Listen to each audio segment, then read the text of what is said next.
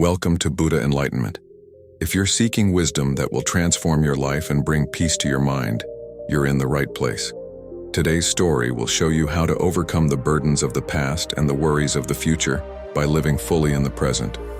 Don't forget to hit that subscribe button and turn on the notification bell so you never miss a powerful lesson from the teachings of Buddha. Let's begin. Mahatma Buddha says that the human body is the secret to good health. Therefore, do not mourn the past. Do not worry about the future. Wisdom is to live honestly in the present.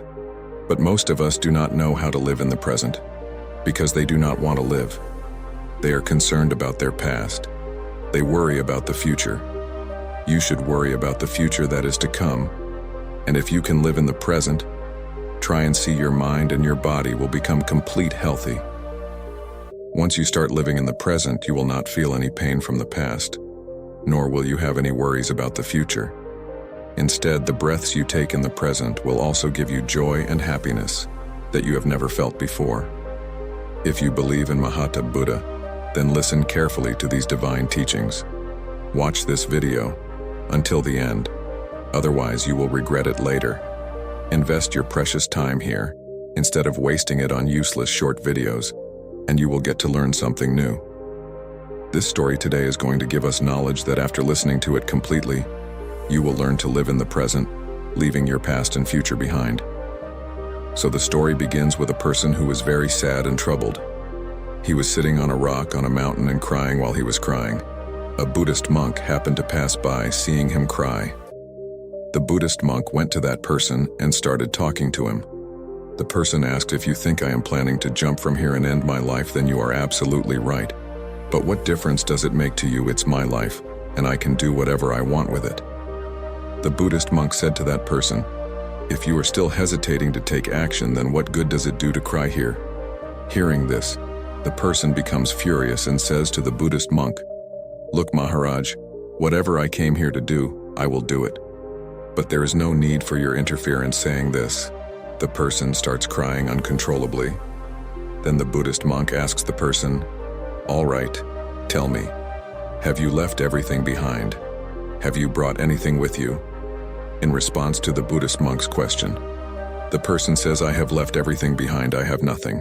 And if I have anything to lose, then what will I do by living?" Hearing this, the Buddhist monk says to that person, "If that's the case, why are you carrying this burden on your head?" Surprised by the Buddhist monk's words, the person asks, "What burden am I carrying? My hands are empty, and I don't have anything." That's when the Buddhist monk says, "Even your breath is not flowing properly. You have come here to leave this world and cry your heart out.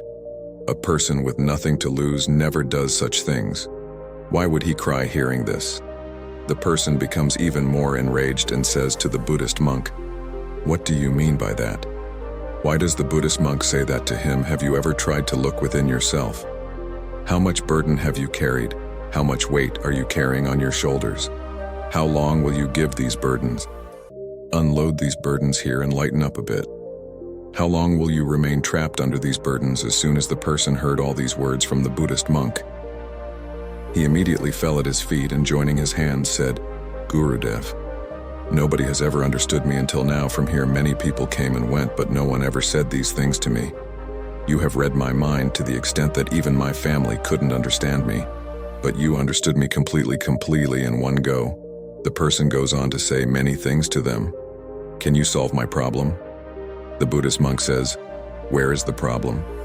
The person says, "It's at my home." "Come with me and tell that to the person.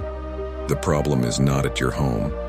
That person says, No, Gurudev, the problem is at my home. Come with me once and see." That Buddhist monk, while explaining to that person, say, "The problem is not at your home, but it is within you. Have you ever tried to look within yourself? All the problems are within you until you solve them. You will only see problems everywhere all the time. And if the problem is at home, what are you doing on top of this mountain? You were saying that you have left everything behind. My own home, my family, my close relatives. And if you have left all these things behind, then your problem has also disappeared there. So why are you so troubled?" Hearing all these things from the Buddhist monk's mouth, a person says, "Guru, you are right. I understand your words. The flaw is within me. I am not capable of any work. Whenever I try to do something, I mess it up. Everything I touch turns into a mess. I have never done any work properly. My luck is just bad." Hearing all these things from that person, the monk started smiling and said to that person, "Well, it seems that you have bad luck. Tell me what is wrong with your luck." Then that person said to the Buddhist monk, "Guru, I wanted to do business, and for business I needed money. So I took some money from my family and started a good business with that money. But my business couldn't last long. In the beginning, my family supported me and everything was going well. But gradually I started experiencing losses in my business, and seeing all this, my family became angry with me and distanced themselves from me. I wanted to do good business, earn good money so that I could take care of my family and provide them with all the comforts and conveniences they desire. I was doing everything for them, but those people couldn't understand me and blamed me for everything. I also feel that I made a mistake because I have a friend too, and he also started a business with me. But look at him. His business is doing very well. Whenever he comes to my house, he talks about his successful business. He always keeps saying how he established and managed his business on his own and took it to great heights through hard work.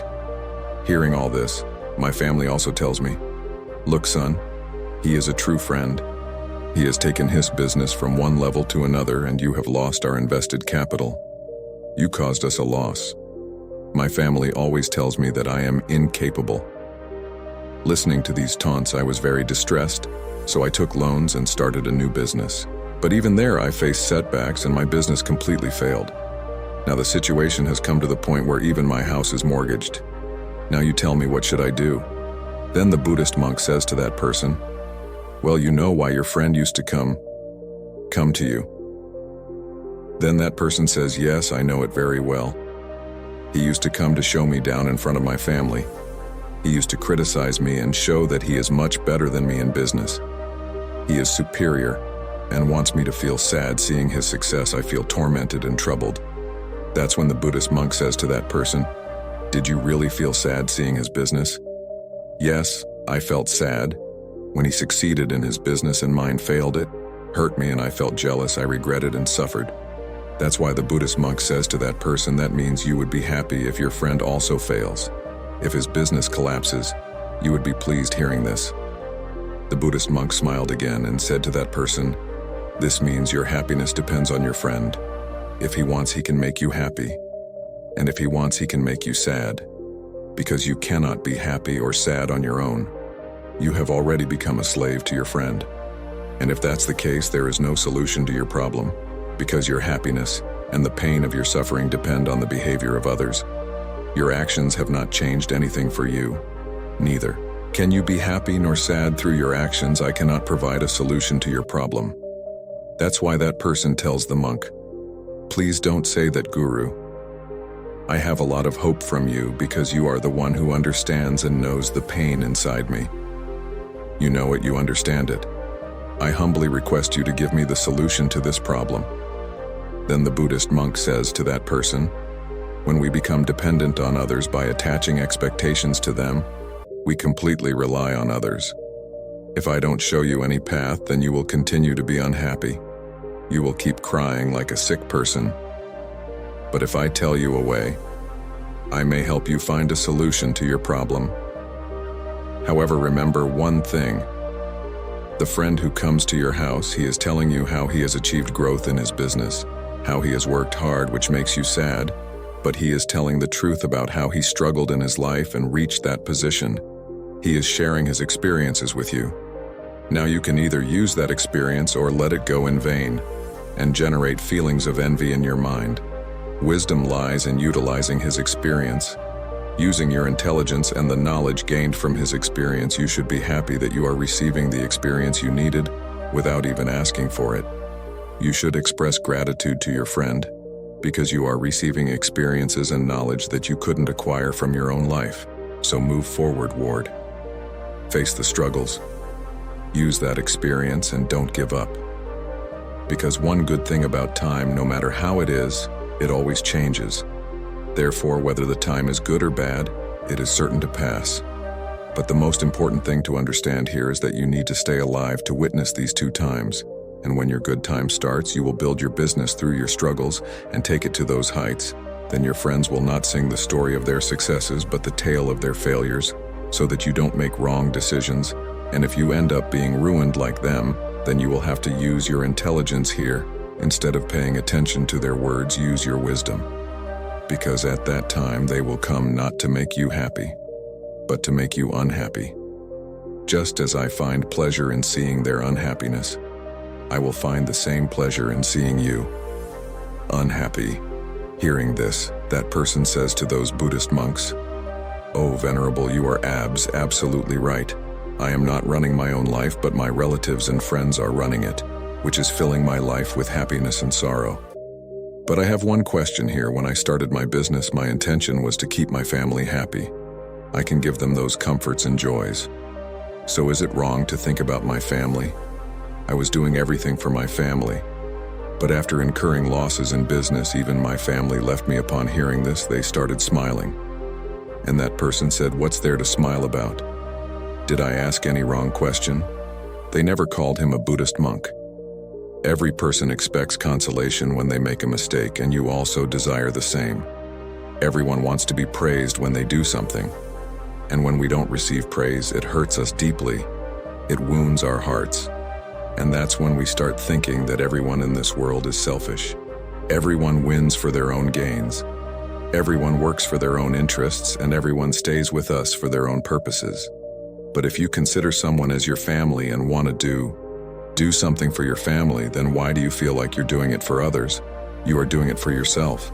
If you think you're doing it for others, you will remain unhappy throughout your life. And when you realize that you're doing it for yourself, you will experience a strange happiness, and you will always be content. And as long as you keep working on your tasks to make them better and excellent, you won't need anyone's consolation. That's when that person tells those Buddhist monks, "Oh, Guru, I understand your words now. Until now, my fate was in the hands of others. They used to paint it with colors of happiness or sorrow as they wished. But since I will hold my destiny in my own hands, whether it's good or bad, I won't accept defeat."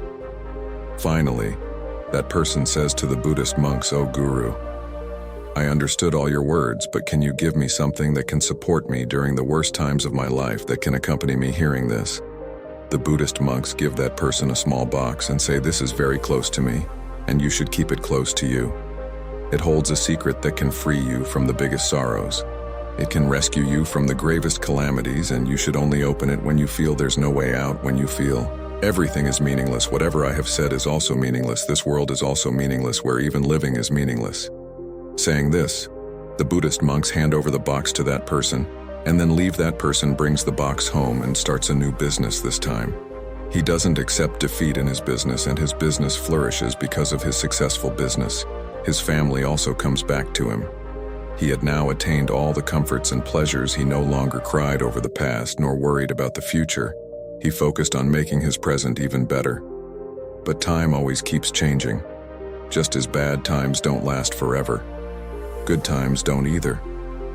Once again, a good phase had come to an end in his life. The neighboring state had attacked the state he lived in and destroyed it completely. His business had also been completely ruined. He started facing hardships with his family. They had to flee from one place to another, to the point where he didn't even have money for food and drink due to hunger. His parents lost their lives, but he continued wandering with his wife and 2 young brothers who were also sick, and he had no money for their treatment.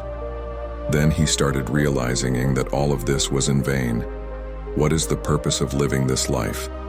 This whole world is futile, and all the things those beggars told me are also useless today. I have nothing left today. I have no purpose to live. The things those beggars said have lost all meaning today. Ultimately, life is meant to end. So why live and strive to achieve heights in life? What is the point of achieving success? Even my existence feels futile.